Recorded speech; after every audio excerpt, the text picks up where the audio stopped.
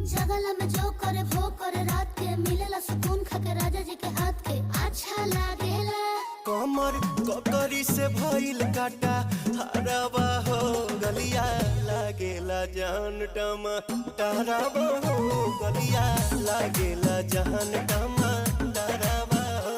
कहे तोर गया तुझे को में पा करना अपने लिखल पहले हम के खिया करना तबे भइल बा कमरिया मोर चाह करना तबे भइल बा कमरिया मोर चाह करना चाह करना।